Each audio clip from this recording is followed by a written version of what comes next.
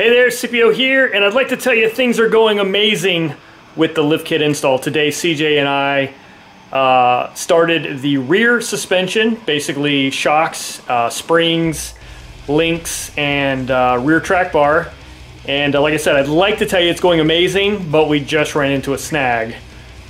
Every Jeepers nightmare, a broken bolt. This time, the upper shock bolt, which is a pain. So taking a hold now.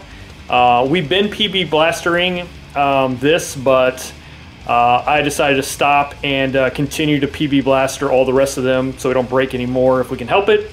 I don't know what we're gonna do about this rear upper shock bolt. I'm gonna do some research on that, but let me show you what we've got anyway up until this point. All right, so now it is time to start working on this lift kit, the suspension lift. While CJ's working on removing tires, I will show you what's going on here. I have the rear end of his Jeep lifted and supported by these jack stands on the frame, and sort of a third jack stand, if you will, just here on the bumper. This one really isn't holding the weight, it's just there to keep everything stable. Anyway, we're pulling off these front tires, and then we're going to work on getting those shocks and springs that are in there now out of there and replaced with new ones. Yeah, so these rear rotors are pretty nasty. We replaced the front rotors. It was required by the inspection process. These passed inspection, but we'll probably end up replacing these here pretty soon. We're gonna need new pads anyway, so I'll probably do rotors and pads on the back. One of the things I liked about this Jeep when we got it for CJ was the fact that it had four-wheel disc brakes. So that was something desirable I was looking for. So we've got our shock that we're gonna remove. We're gonna pull that spring out. The other thing we're gonna do while we have it up is loosen up, not take off these control arms, just loosen up the torque on them so that when we set it back down at its new ride height, we can retighten them down in the new position. But we're gonna do the loosening and then leave them loose, and then we'll go redo the front, and then after everything's all done, we'll put new tires on and then retighten those as the last step. I'm leaving stock control arms on this. As a matter of fact, this control arm here I had to replace with a used takeoff I got from somebody else for inspection. I don't know if you saw that video.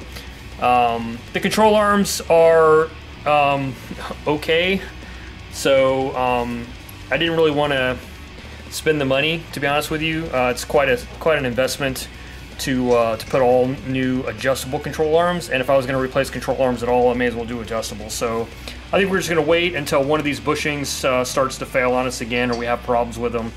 Then we'll put on the all adjustable control arms. So not necessary for this build, but if we're going to replace them, we may as well. But time will tell. We may change that idea in the future. And that catches us up to where we are right now, where we have this upper shock bolt. I should have brought you a light. There we go. So anyway, that bad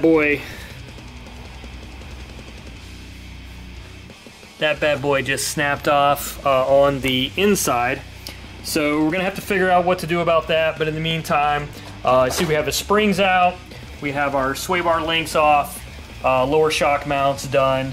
The axle is just effectively sitting here propped up on this jack, and of course held with the control arm, but also the control arm bolts are all loose, so those bushings don't have any tension on them. And then the track bar is loose on the frame side, is still connected on the axle side, and I'm also PB blastering the heck out of that still. And that one looks like it's going to be a pain because it's basically that Torx bolt right there. So I'm going to continue to let that one soak. Again, we've let these things sort of sit with PB Blaster, but it's a miracle drug, but I don't know if it solves every ailment. So we'll get as many of them as we can with it. In the meantime, that's where we're at. So we are lifting Thanks for watching. I'll catch you on the next one.